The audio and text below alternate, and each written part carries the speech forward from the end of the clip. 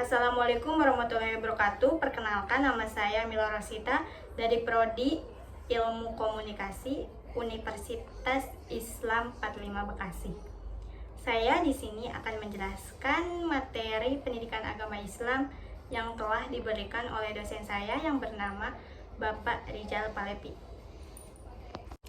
Materi yang pertama yaitu diagnosis jiwa melalui critical thinking. 1. Mengenai diri sendiri. Firman-Nya, tiadalah diciptakan jin dan manusia kecuali untuk beribadah. Dalam surat Az-Zariyat 156 dikatakan oleh Mujahid dalam tafsir Al-Baghawi, tiadalah diciptakan jin dan manusia kecuali untuk ma'rifat kepada penciptanya. Materi yang kedua adalah critical thinking, alat diagnosis jiwamu. Bumi diciptakan bukan kebetulan, tapi disiapkan dengan nyaman untuk dihuni. Lihat suhunya rata-rata 15 derajat Celcius. Manusia jasmani adalah manusia dalam bentuk jasad yang akan terurai menjadi tanah. Manusia hakiki adalah manusia dalam bentuk ruh atau ruhani yang akan kembali kepada Allah Subhanahu wa taala. Yang ketiga adalah identifikasi sifat jiwamu. Bercermin diri dengan melihat akhlak kita dengan akhlak Nabi. Jika bercermin, lakukan evaluasi dengan berpikir jeli dan kritis tentang akhlakmu. Inilah yang disebut critical thinking. Critical thinking adalah proses berpikir yang aktif dan terampil dalam menyusun pemahaman tauhid, memahami sifat-sifat Allah yang telah dicontohkan oleh nabinya. Dan materi yang kedua, komunikasi antara hamba dan Robnya. 1. Arti komunikasi. Komunikasi adalah proses transfer pesan kepada pihak lain. Pesan yang disampaikan adalah sama dengan yang diterima, oleh karena itu kata komunikasi berasal dari komunis, artinya sama. 2. Komunikasi tauhid. Komunikasi talbiyah secara bahasa artinya aku menyambut panggilannya dengan ucapan labbaik. 3. Critical thinking dan komunikasi.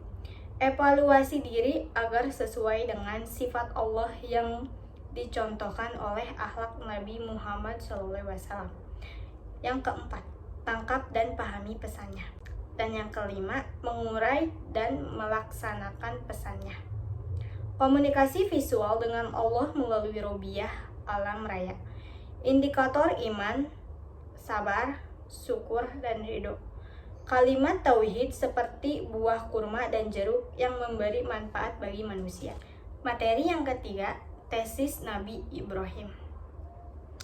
Yang pertama, arti tesis. Tesis artinya ungkapan pernyataan yang didukung dengan argumen yang kuat. Tesis ini digunakan untuk menunjukkan bahwa ungkapan pernyataan Nabi Ibrahim sebagai sebuah kesimpulan setelah melalui proses berpikir yang sahih, kemudian mengujinya melalui fakta-fakta yang ada, dan akhirnya disimpulkan kebenaran secara halal.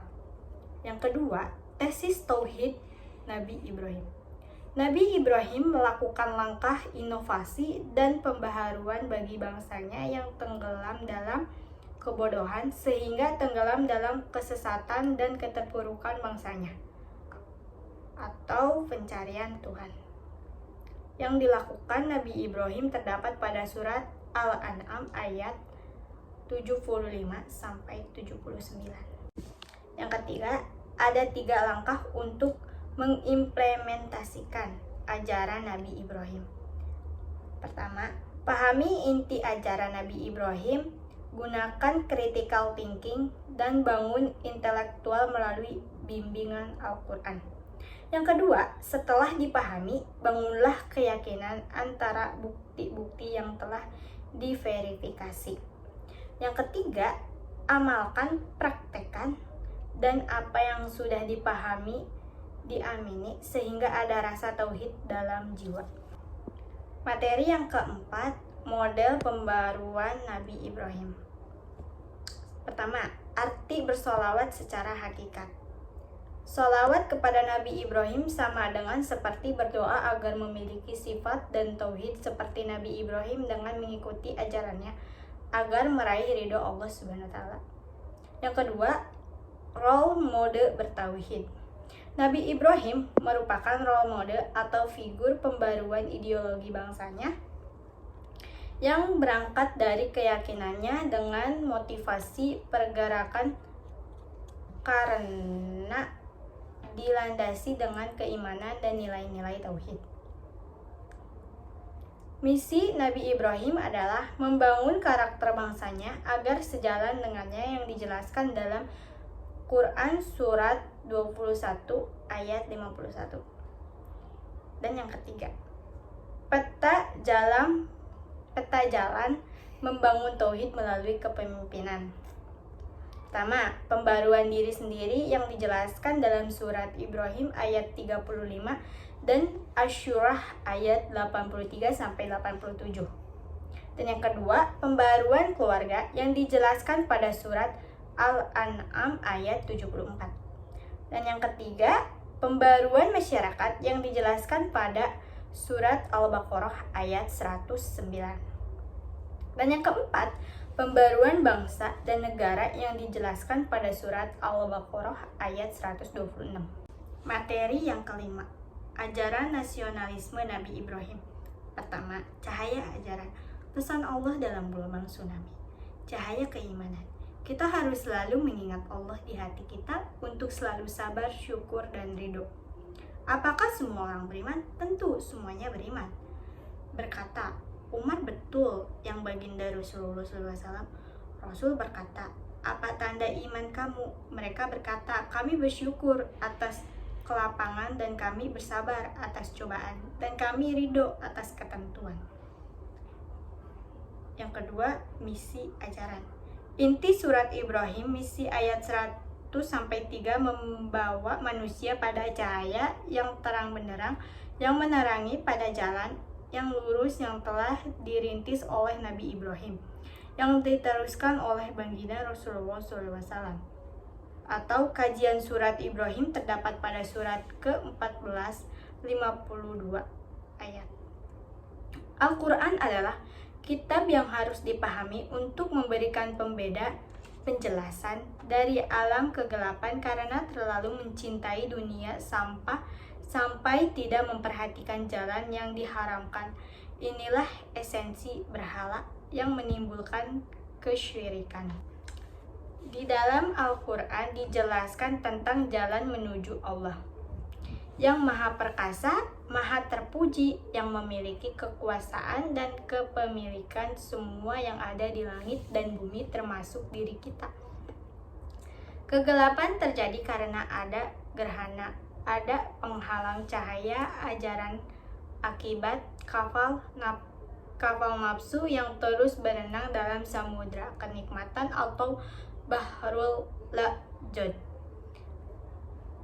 Akhirnya terperosok pada pusaran maksiat sehingga terhalang untuk berlabuh dalam pelabuhan kebaikan menuju akhirat.